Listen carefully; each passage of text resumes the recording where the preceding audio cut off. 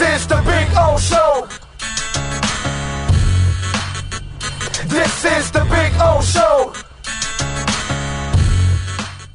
There he is, Joe Schad, ready to go. You at Dolphins camp? Yeah, I'm downstairs. Chris Greer has spoken, as you have mentioned, and we'll be. We think we're going to speak with Tua Tagovailoa later today. All right, so there you go. Later today, we'll see what Tua has to say. What were you able to unearth from this press conference? Did he tell you what he's going to pick at 103? No, listen, Chris Greer is a very nice guy, and he has a hard time lying. He's a straight shooter. I really like Chris. And so he gives you little nuggets, little tidbits here or there. You got to kind of read between the lines, you know what I mean? Mm-hmm. So one thing he mentioned when talking about the depth, the positions that he thinks can go to the third or fourth round, he mentioned offensive line and he mentioned pass rushers. So that gives you a little hint, right? That gives you a little hint that they're certainly going to be looking at offensive linemen in the third or fourth round and maybe pass rushers in the third or fourth round. He also conceded that, they're either going to look at drafting a center or adding one after the draft or perhaps an undrafted player. The Dolphins, of course, only have 4 draft picks, 3rd, 4th, 2, and the 7th. He also agreed with my assessment that it's unlikely that the Dolphins will be aggressive about getting back into the first round this year. Now, he did say never say never. Right. But the Dolphins really like having 2 first-round picks in the 2023 draft. They were able to hold on to those picks, even though they gave up a bunch for Tyreek Hill, who was essentially their first-round pick this year. I'm sure Chris went into today with the idea that he was going to make a joke about watching Tyreek Hill film during the first round. And he dropped that joke after I asked him about how Tyreek Hill's skill set compares to the wide receivers in the first round of this year's draft. And obviously, Tyreek Hill is much better than any wide receiver you could expect to get in this year's draft. He's a more proven talent than Dolphins' first-round receiver pick last year in Jalen Waddle.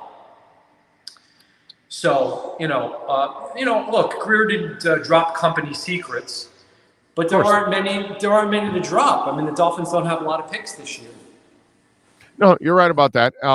Did he? And I found it interesting that he would tell you that they still might be active in free agency after this for the center position. That's an interesting one because with limited picks, you may not get what you want, so you may have to go back to free agency to kind of fill that need. So they're kind There's of always in that veteran centers available. It doesn't have to be a $7 million a year guy. Oh no. Yeah, I know what you're saying. Yeah. Remember last year they added that Duke guy that didn't make it. Right. Yeah. That doesn't. He didn't cost too much money. No, you're right. It might be an undrafted guy, a project type guy that you hide on the practice squad, and then you work with him and see if you can get something out of him. You know what I mean? Like I'm sure the Brown kid is that this year at guard, or I think he can play tackle too, right? You talking about Robert Jones? Jones. I'm sorry, not Brown. Jones. Yes, Jones. Yeah, Robert Jones is a sleeper at right tackle. Everyone knows that Liam Eichenberg and Austin Jackson are going to get a good chance at right tackle. But what if a first rounder and a second rounder are beaten out by an undrafted kid? Dolphins don't care. Chris Greer doesn't care. Oh, I don't know. Daniel doesn't care. If Robert Jones is dominant, they'll go ahead and play him. As they should. That's the way you should do things, okay? Jimmy Johnson signed Rondé Gadsden from the Arena League, and on the first day was like, who's that? Wait a minute. Who's that guy? Okay. Yeah. Let's see. That guy's going to play. And, it didn't matter where he got, Rondé Gadsden or Mark Dixon came from the CFL. Who gives a shit where you get these guys from, man? If you can play, then you did a phenomenal job in the front office. Hey, look at the Miami Heat, man.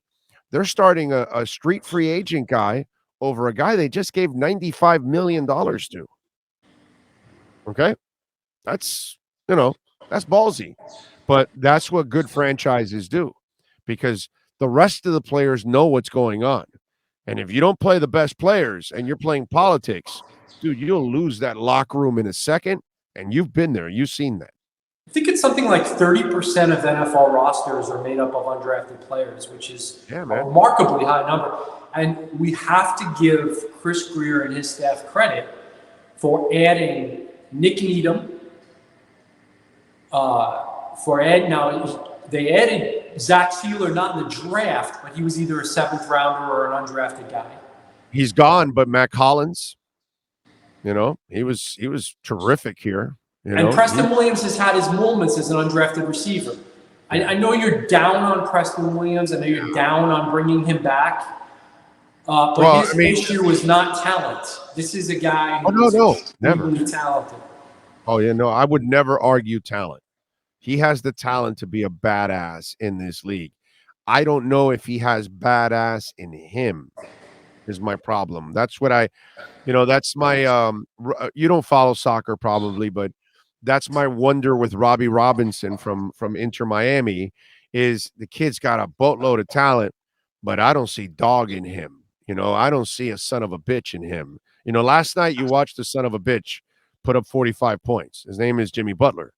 And that's a guy that's not as gifted as LeBron and not as gifted as some of the other superstars in this league, but he works at it, and Preston has all that skill set that you look at and you go, dude, come on, bro, put it together. Well, Wes Welker won't put up with it. Wes Welker will either help Preston become a serviceable NFL receiver, or he will walk out onto the field with Mike McDaniel and then we'll cut his butt right there on the field. This thing's going to go one of two ways. Yeah. And Preston, Mike McDaniel is smart from a psychological approach. He will have a plan for how to try to connect with Mike McDaniel. And Wes Welker, it's funny because Wes Welker came up in Chris Grier's press conference today. Alan Poupar asked him about the decision to trade Devontae Parker within the division. And Grier said, well, basically it was the best offer, and Devontae wanted to go to New England, so we wanted to kind of help out the player. He said, back in the day, you wouldn't trade within the division. And then he goes, well, there was that Wes Welker one that didn't work out. Right. Of course, he said, now Wes is our receivers coach. Yeah, but again, smart Grier, because he easily could have said, no, it works out. We bamboozled them last year for Isaiah Ford. We'll bamboozle them again. You know what I mean? But he didn't say that. He used the Wes Welker one because it's better to take shots at yourself than, others, so because he could have easily used the what did they get for Ford? A 7? A 7th or a 6th? I think it was a 6th. A 6? I think it was a 6th. If it was a 6th, they flipped it because I don't have a 6th this year unless it was next year. Yeah, well, they traded it. Remember, they've traded almost all their picks, man. All their picks. The only picks they have this year are not their own. Right, not their own. Which is these hands I have are small, I know. The draft picks I own are not my own. That was pretty good. All right, so what else have you learned outside of Dolphin fans reaching out to you that want Deebo Samuel? Well, I don't think you can make that work. I mean, I'm sure if Tyreek Hill was not a Dolphin, then I'm sure that the Dolphins would explore a similar scenario. Yeah. Pay him $26 million a year and reunite him with Mike McDaniel, but it's not possible. You can't have Jalen Waddle, Tyreek Hill, and Deebo Samuel on the same team. I gotta know. Maybe it's an article for you, because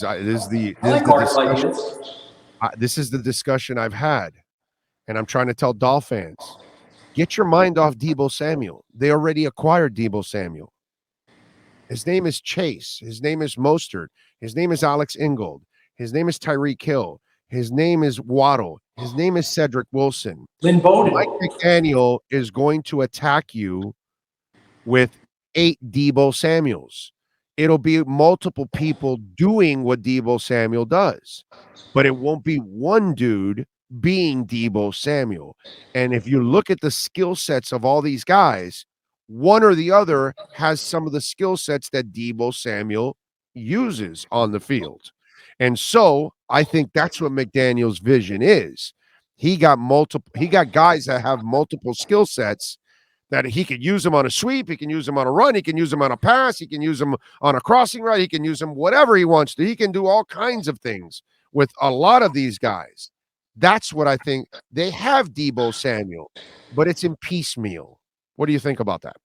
Well, I mean, how much more exciting is the Dolphins offense going to be this year when you think about there's no offense faster in the entire NFL. And, it's been a long time since the Dolphins offense was electric and exciting. I didn't cover Reggie Bush. I believe.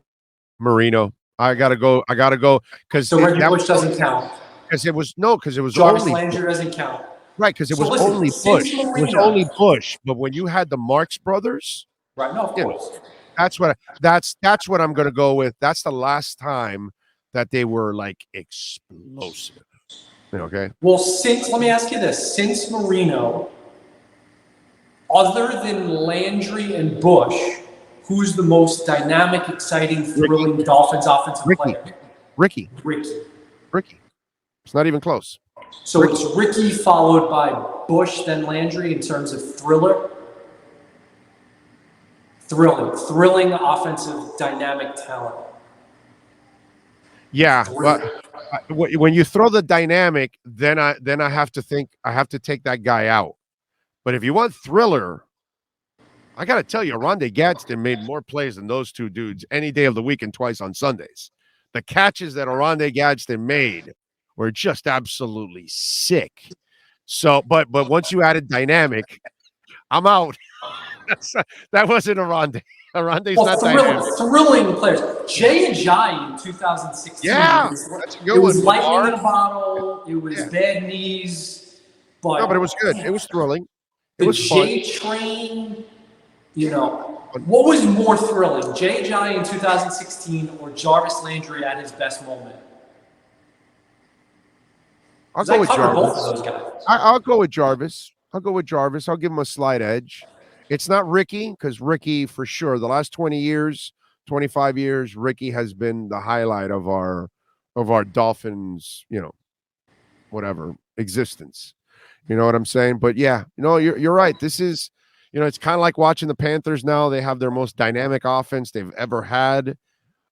This might just be the most dynamic offense that the Dolphins have ever had since those days when you had the Marx brothers. That was pretty good. The Irving Fryer year also was good with Marino, with Kirby and Byers coming out of the backfield, but still, you didn't have the speed of the Marx brothers like you did back in those days. So yeah, you're right. This is the potential of this offense is sweet. Definitely sweet. All right, what are you working on the Palm Beach Post so folks can check you out, my friend? Well, I posted a story on the Palm Beach Post website summing up Chris Greer's commentary, talking about the Tyreek Hill acquisition and how he was out there watching Tyreek Hill practice on Wednesday, and he was thinking to himself, all right, we made the right move here. This guy looks like the real deal. And, Jarvis Landry was nicknamed Juice. Tyreek Hill is going to bring the juice. We can't call him Juice. We call him the Cheetah. But it's a different deal, man, to be able to go into the locker room in August or September and be able to go and talk to a guy who is fearless. He fears no man. I love it, man. I love it for you guys, because not only do you get to go into the locker room, you also have like a human being at the podium every day when you got to talk to the coach. So the stories that all of you are going to write this year, you're going to all get back on track, and that's going to be fun, man. It's going to be a lot of fun. Please subscribe to the Palm Beach Post and support all the great journalists that we have there, like Hal Habib and along with Joe Schad, of course. And then, of course, you can catch my man Joe Schad here a couple times a week doing his thing with the AmericanDreamLending.com Miami Dolphins report. Joe, as always, thank you, my friend. We will catch up next week. All right, buddy. Take care. You got it. There you go. The great Joe Schad, baby, and our American Dream Lending Miami Dolphins report. This is the Big O Show. This is the Big O Show.